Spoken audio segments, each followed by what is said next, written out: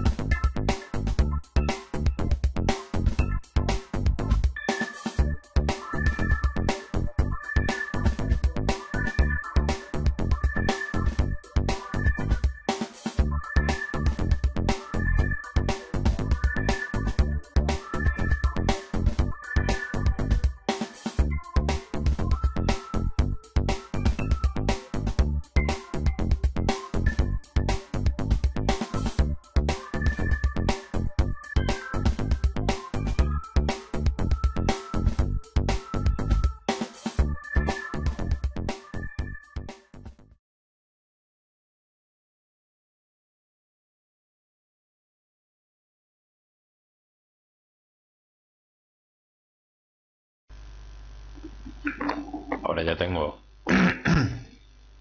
perdón, ya tengo las tres capas. De hecho, yo lo que he hecho es, perdón, ¿no? Clonarlas, más que nada para guardarme las originales. He hecho unas copias. Esto aquí mejor, así. Bien, vale, he mostrado el casco, pero en realidad tampoco es muy necesario. Pero bueno, esto sería básicamente el efecto que yo he conseguido darle a base de retoques. Bien. Entonces, ahora, ¿qué deberíamos hacer? Si yo quito esta máscara, bien, y oculto el casco, vemos que me he salido de lo que sería el patrón de la máscara, ¿correcto? Esto nos servirá para recortarlo. Entonces, lo que vamos a hacer es, vamos a fusionar las tres capas en una sola. Bien, la vamos a recortar pulsando control y haciendo clic en la máscara de recorte. Bien, luego pulsaremos suprimir para eliminar las partes que no necesitamos, que no vamos a usar. ¿Veis? Esto es con los que nos quedamos. Y luego bloquearemos la zona que no está dibujada de la capa para que no se pueda pintar en ella. Y una vez hecho esto, aplicamos un filtro, que sería un desenfoque Gaussiano. Le vamos a dar un porcentaje muy pequeño. ¿Veis? Realmente ya va quedando mejor, no hace falta darle mucho.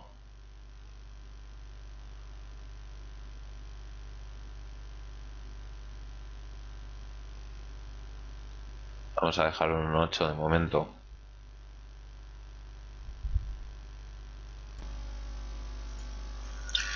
Ha quedado bastante bien, pero todavía podemos mejorar. Para retocar un poco más, para acabar de pulir la imagen y que quede pues, un resultado un poco más acabado, más fino, ahora sí que utilizaremos el blanco entero y el negro entero. Crearemos una capa nueva que se llame luces y pues trabajaremos con un color prácticamente blanco y un pincel blando esta vez. Antes lo hacíamos con el duro, pues ahora le pondremos uno más blando. Trabajaremos con una medida grande de momento y lo que haremos también será poner utilizar el aerógrafo y una opacidad del 20%.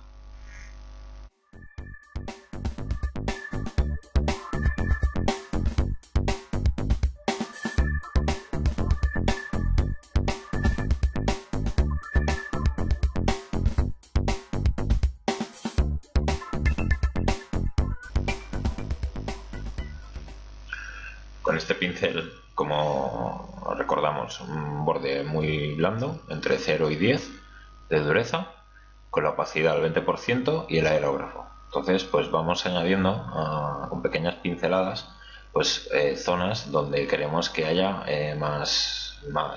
resaltar más todavía ese brillo de las luces, para pues, resaltar un poco más los volúmenes y para dar mayor profundidad a la imagen.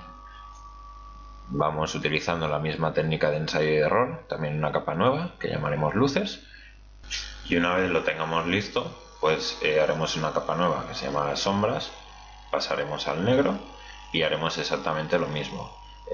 Daremos más oscuridad a las partes donde veamos que la sombra tiene que ser más pronunciada, a los fosos de los ojos, etcétera, cada vez con un pincel más fino, y también pues utilizando las capas que sean necesarias y luego fusionándolas en una sola.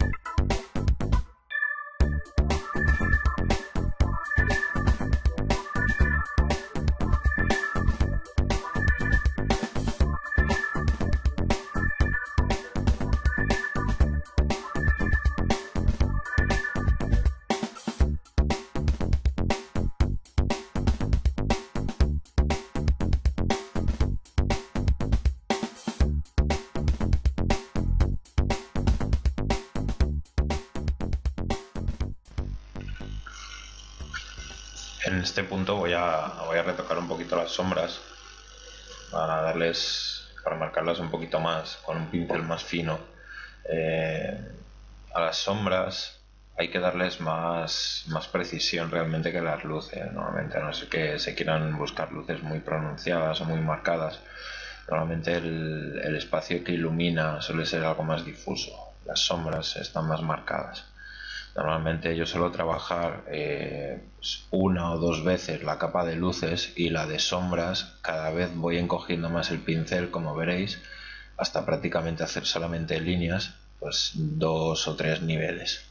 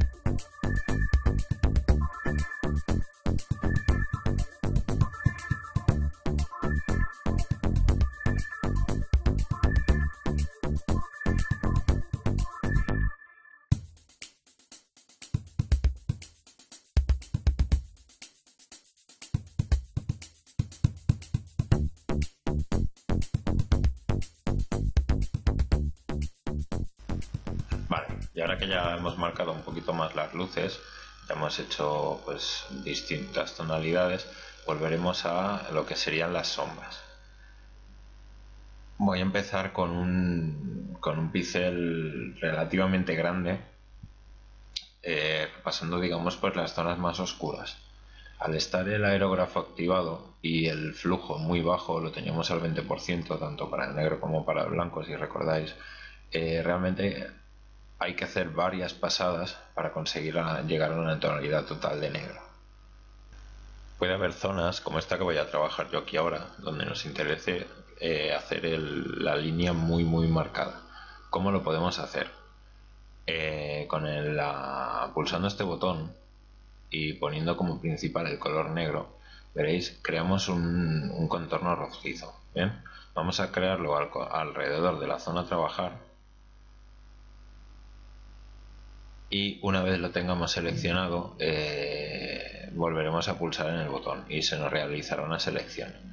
Con esto lo que hacemos es limitar la zona de acción donde vamos a pintar. Realmente es muy sencillo ahora cuando lo veáis en práctica.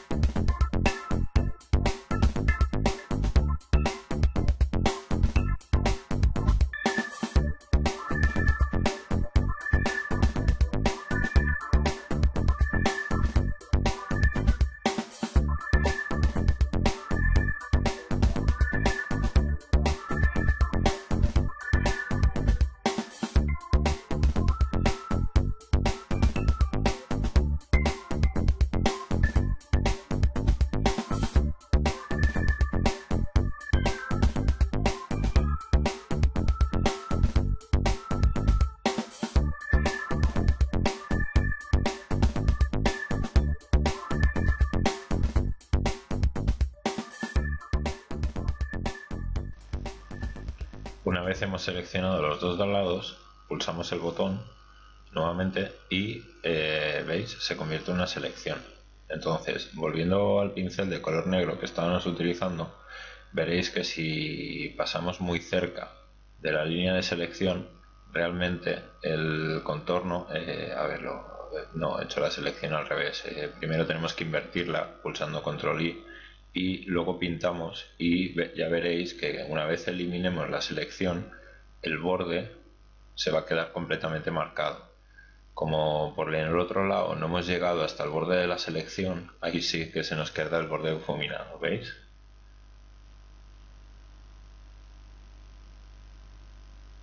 Y haremos lo mismo pues con otras zonas donde también queramos marcar más el contorno, con varias pasadas de negro y delimitando bien las áreas que queramos dejar marcadas. utilizando cada vez pinceles más finos y haciendo líneas más pequeñas, al final conseguiremos acabar nuestra capa de sombras por completo.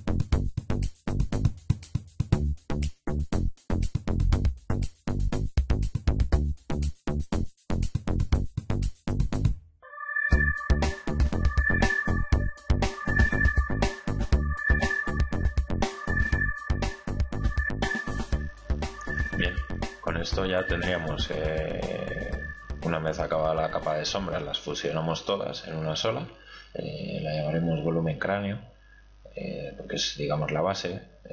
Recortaremos la zona como hemos hecho otras veces para asegurarnos que no queda nada y bueno, una vez ya tenemos esto hecho, para darle color es tan sencillo como pulsar la tecla control U y digamos, se nos abrirá un panel para dar un color plano, digamos, a una capa. Como hemos utilizado grises, blancos y negros básicamente, veréis que se asigna el color de manera muy sencilla y muy correcta. Marcamos la casilla Colorize, elegimos un color que nos convenga para el hueso, un amarillo pálido, le damos una saturación y una luminosidad, y una vez tenemos el color pulsamos la tecla OK y es tan sencillo como esto. En el siguiente tutorial haremos la zona del casco, digamos, que para esto utilizaremos otro tipo de técnicas.